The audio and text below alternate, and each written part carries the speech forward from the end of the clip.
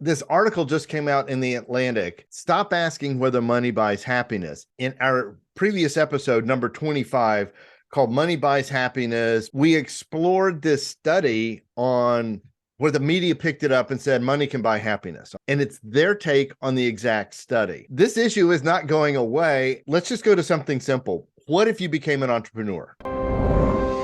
Welcome to the Live Truly Free podcast. Let's begin with this question, AJ. Do you believe or think you're going to be better off than your parents? Personally, I believe that I will. But that's because I think I'm in a little bit different set of circumstances than most people in my generation. Neither of my parents have college degrees. And the fact that I got one kind of starts me ahead of them a little bit. And then also, I've always been very focused on my finances. And I mean, I majored in finance. So I've always been very focused on that and making sure that I was in a good position financially. So when I did start my career, I would be in a position to end up better off than my parents were. But I know for a lot of people that I went to school with, that's definitely not the case. Um, they their parents, if they're college educated, they kind of have this feeling that there's almost no way they're going to do better than them. Yeah. In reading different studies and articles and everybody is talking about this like it's a brand new question. So I'm a little older than you, but let me just say, this is generationally an age-old question. Are you better off than your parents?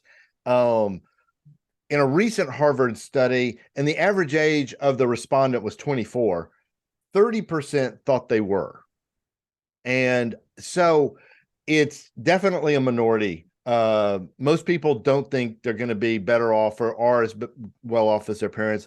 And it's interesting because in my life, I don't think I'm better off than my parents. And then I begin to think, what do we mean by better off? Yeah.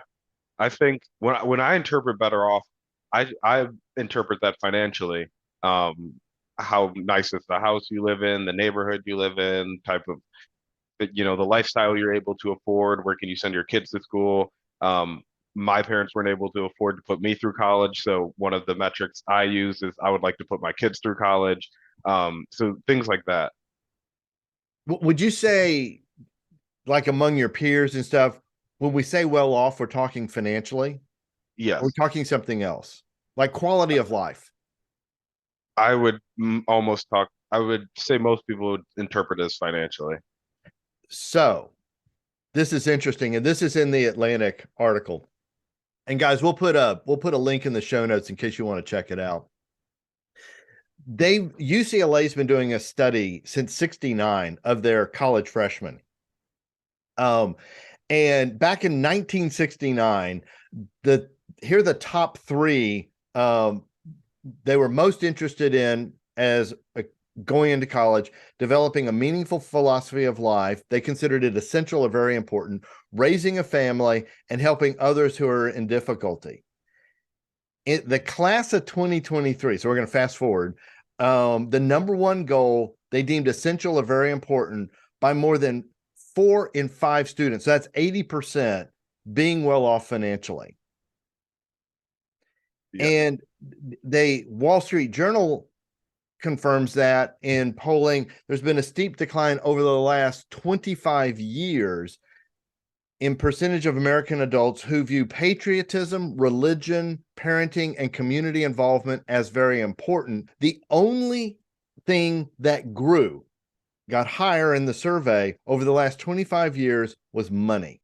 That's a pretty complex answer. And I feel like as you're saying that, my mind's going into a lot of different places as to why that can be. The first one that jumps off is in 1969, college was not even, the cost of college is not even comparable to what it is today. Even when you adjust that to inflation rates and everything, college has far outpaced inflation by every method, by not even a close. So I think when you put a college student into the position in 1969, it was like, I'm going to college. It's not that much money. I'm going to learn this philosophy of life. The college could be viewed as this place to go and grow as a human being. Whereas now it's like, I have to go make this decision to spend 70,000 or $40,000 per year, 50,000, whatever your school is, I have to spend this per year, times that by 4 years, most of it I have to take on in debt. Yeah, the finances on the back end of this better look pretty good for me to spend this type of money up front. Um, and that's how I looked at college. I looked at it as an investment rather than as I'm going to get into this community to grow as a person. I thought that was going to happen, just part of the growing up process and leaving the house. But it when you look at the extraordinary cost of college now, you can't really look at it as anything else than an investment. Okay. So there's another thing going on here. There's been a shift in society, and this article actually does a nice job in summarizing some of these things. The consumer culture encourages us, I'm quoting from the article. The consumer culture encourages us to dream about the happiness that a new Land Cruiser or a Club Med holiday might bring. Yet the ability of most families to keep up with basic needs, food, housing, healthcare, and childcare, has diminished steadily over the decades. Yeah, that's a good point. The material culture of things and how people, it seems like life at the top has been getting better and better and better. And there's all these new cool things that everyone's trying to have. And then given social media, people who do have those things can make it very known to all that they do have them.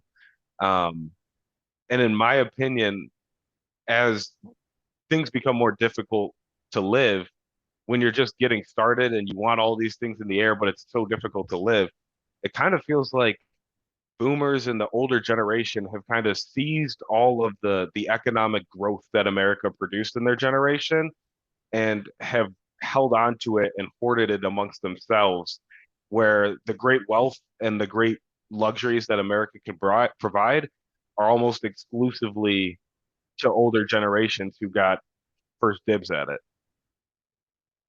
Okay, let me see if I understand what you're saying there. So the older generations, you're feeling like there's some sort of hoarding thing going on. Yeah, They suck the marrow out of life, the financial life or something, and they yeah, didn't leave anything for the coming generations. yeah.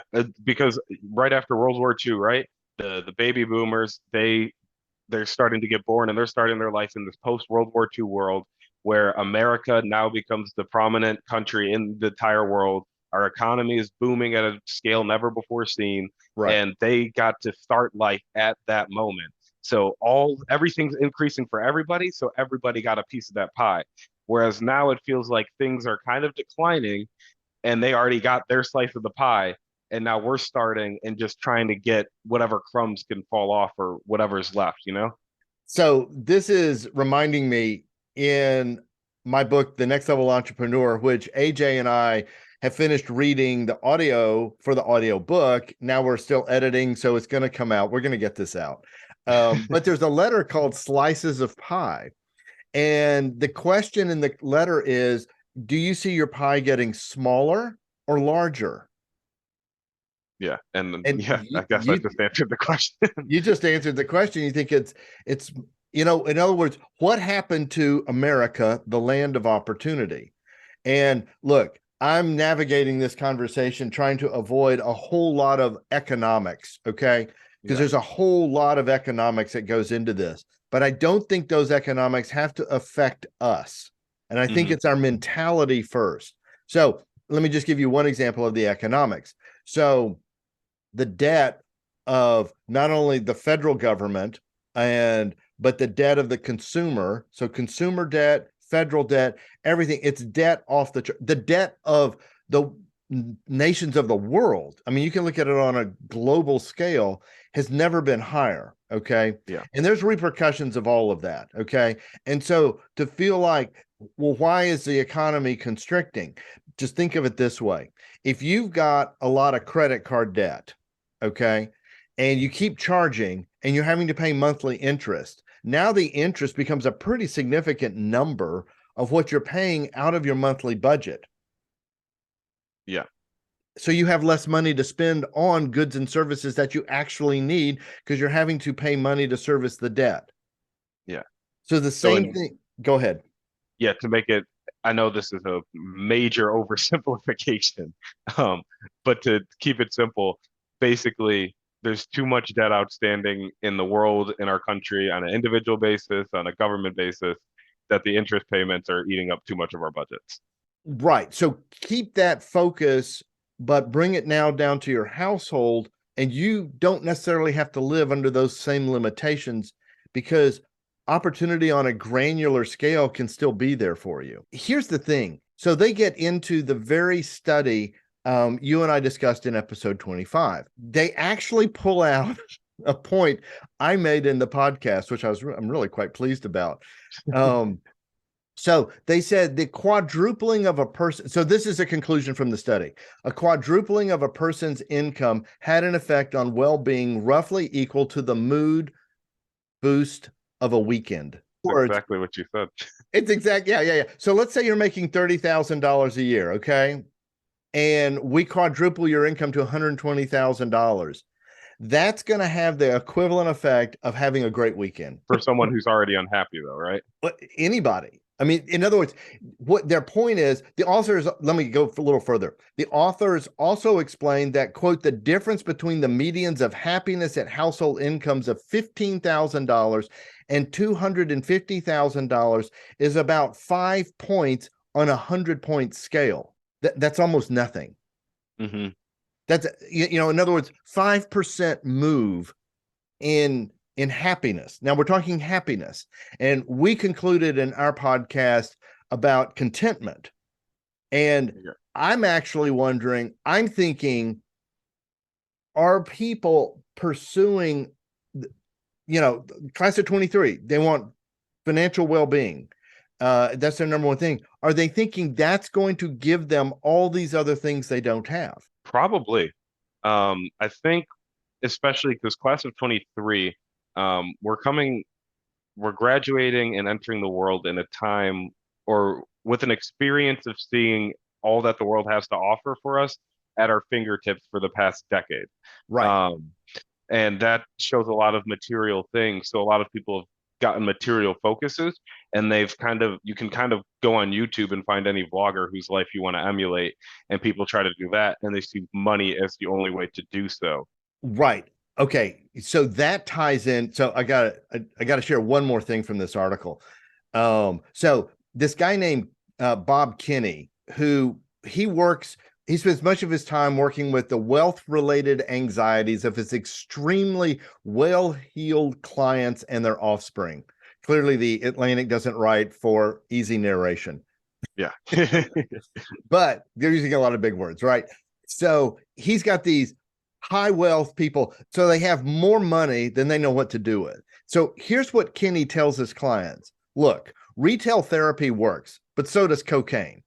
The problem is it wears off. And then he tells this story when you go out to buy something and it's new and it's pretty, like the latest iPhone or Tesla. God, this is great. It just isn't sustainable. Not that you don't have enough money, but that it'll lose its kick, so you buy another one. I know a guy who bought 3. And the guy who's writing the article says, iPhones? I asked. He goes, no, Teslas. And he said, you wouldn't meet this guy and think, God, this is one happy guy because he's got 3 Teslas. In other words, he's a very unhappy person. He's got 3 Teslas and it's not working. We're all thinking, if I had a Tesla, I'd be happy. Mm-hmm. To use another one of those fresh out of college terms that we hit on last week, or when I said a couple of them, that's the law of diminishing marginal returns. Yeah. Exactly. So your happiness with anything that you enjoy goes up to a certain degree, but then as you add more and more of it, it's going to eventually plateau. Right. And I can remember back in Eco 101, and it was like, you have that first bowl of ice cream and it's delicious. You go, it's so good, I'm going to have a second bowl. Well, by the 5th bowl, you're like, I don't want any more ice cream. Exactly. This guy, now ice cream's the worst thing in the world. Like, ice cream's the last thing you want by bowl number 5. Right, exactly. So here's the thing. Where are we going with all this? And we're just trying to sort through this a little bit and make some sense of it. But what keeps occurring to me and I do believe we're in a constricting economic cycle, okay? And that's what a recession is. Depression is just constrict real hard, real fast. A recession is just constricting slower and slower, okay? But we're not trying to do an eco class here. The thing is that you've got to get outside of the economic cycle. Yeah. If you get outside of the economic cycle, it can constrict all you want. You can have a tiny pie, a big pie. Pie doesn't matter, because your pie doesn't matter if you're outside the economic cycle. Yeah, you make a really good point right there, because kind of what we were doing to start this episode, we were just saying a lot of the problems that we're seeing just vaguely, and I'm sure we didn't even touch on 10% of the problems that are leading to this economic downturn, that are leading to people feeling less happy with their lives and feeling that they won't be better off with their parents. We really were just trying to scratch the surface so that we could get to this point that you're making here, is that, yeah, the economy's turning down. There's a ton of reasons to do it. And instead of focusing on all the reasons for why it's happening, what can we actually do about it, to avoid the negative effects of it? Right. And that's also reminding me, answer this question, which we pose in episode 25. And that is, how much is enough? You need to know that for yourself. If you know the level of satisfaction, when am I content? What point? The study that they're referring to, that we talk about as well in episode 25, they being the Atlantic, is that it's not that high. I mean, relatively speaking. I mean, it's one number is $111,000 in income or whatever. Maybe it's 120. But in other words, we're not talking you need $1 million. That's my point. Yeah. And so what I think our consumer society we've really bought into it and thought, okay, if I just buy this one more Tesla, I'm going to be happy.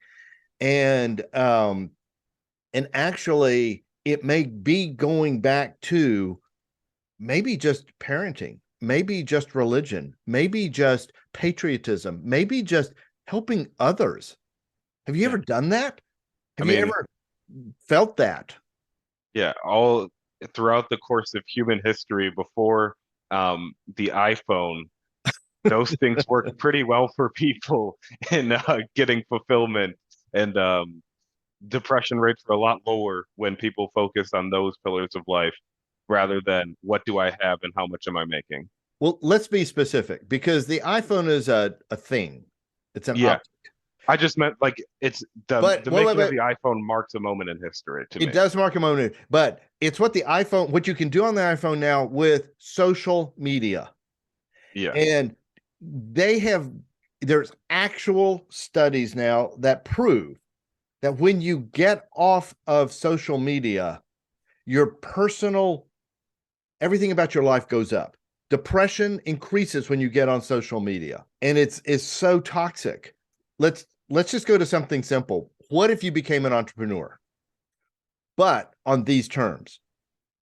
And I'm going to bring up my book, The Next Level Entrepreneur. The first part of the subtitle, focus your passions. We all have lots of passions, but pick one. Focus on one passion, and if it's something that is monetizable, okay? So there's kind of like 3 elements to this thing.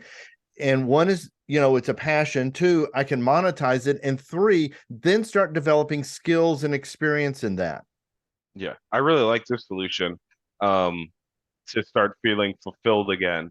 And it's a great solution to escape the social media concept of success, of it's going to be quick and I have great things. So you've got all these YouTube videos out there. And I just saw another one. Like, I turned $500 into $500 million. No, you didn't. I'm not even going to click, because there's some catch to it, and you're going to watch the whole video and they're going to make all the money and blah, blah, blah, blah, blah, blah, blah. And you won't make anything. You won't make anything. So I want to do titles like this, like how I turned $1 million into $100. Yeah. You're like, well, wait a minute, because I know a lot of business owners. I've worked with companies that did that. They bring me in and we reverse the trend. So it's like, gee, if you understand that dynamic, this will sink your ship. Well, whoa, then if I don't do that, I will do better. So let us know what you think of that kind of lead in title for topics, like how I turned $1 million into $100. And it's all the things not to do to fail. That's really what those talks would be about. Don't focus on the social media success and needing all these material things, but do focus on leading a fulfilling life and living into your passions and finding a difficult task that you're motivated to accomplish and working hard to accomplish it. That's right, AJ. And our passion, honestly, is to build a community of entrepreneurs, because in that, gosh, as a solopreneur or just with a few people in your company or whatever, it can feel very lonely. And so we're building a community on YouTube and through Live Truly Free. That's what we want to do, because we want to encourage entrepreneurial activity. We want, and you can find fulfillment. And I think you can be better off than your parents, and on a whole lot of data points, not just money data points. And especially if you're pursuing something you're passionate about, my book will help guide you into how to map your direction to get there, and take your time. I several years ago, 4 or 5 years ago, entered the what's known now as the creator economy in YouTube. And let me tell you something. It's hard work. And the honest people who guide you in this will tell you it's hard work. You have to be resilient. And so I didn't believe that. I thought I'll put some videos out and poof, one of them will go viral and I'll be a hero and blah, blah. No, it's hard work. But I will tell you this, I'm loving it. I'm finding more fun doing this, and I know this is monetizable. I'm just not there yet. So keep your full-time job. Keep your full-time job and start something that you're passionate about that's monetizable. Start developing, because what I lack is skill and experience in the creator economy. I got tons of that in the business economy, in the business world, and leading companies. So now I'm bringing all of that forward into this. And once I build enough skill, once I build enough experience, it's going to work. Exactly. What about you, AJ? Yeah, I'm in the same boat as you. Like we just said, I just got out of college. I took a job that's providing me the money I need to live, to make rent, to eat, to pay my utility bills and all of that. And save a little bit of money so I could maybe invest some in the future again, or buy a house one day. I'm trying to, that job is fulfilling all my financial needs. That's the way I view about it. But then I also have my startup going on the side that eventually, ideally, can become the full-time job that provides the financial needs, but also, gives me something in my entrepreneurial passion to work on. And then, like you just said, we're working on this podcast. This is going to be episode 26 or 27? No, we're on episode 28. 28 now. Okay. Yes. So yeah, we've recorded 28 episodes over the past 6+ months. Yep. We haven't seen the success that we would love to have at this point, but like you said, it's a road to there's a road to success, and we're just on it, and we just keep doing it because we enjoy it, and we know come the end, once we get in rhythm as we need to be, and once we package this up, everything and all the editing we have to do, all the back end stuff, the hard work that you're talking about, once we have that all in line, eventually this will go well, and hopefully I have a startup and a podcast going well, and I don't need to rely on the job. Yeah. See, AJ, and candidly, me too, thought he'd be Joe and I'd be Rogan. And Yeah. this thing was going to be great. Well, Yeah, study after Joe Rogan's life and you're going to find out it was a long road to get to where he is. Exactly. And that's true. That's true for most of these people. And so find something that you really love. Start there. Start with what you love and see how you can add it on to what you're already doing. So don't quit your day job. Keep that. And that's how I started. That's how I started leading multiple businesses. Was I started part-time and I kept my day job. And then I was leading so many businesses, I had to quit my day job. So, and it was never it was just to get me to where I I wanted to go. That's a great way to do it.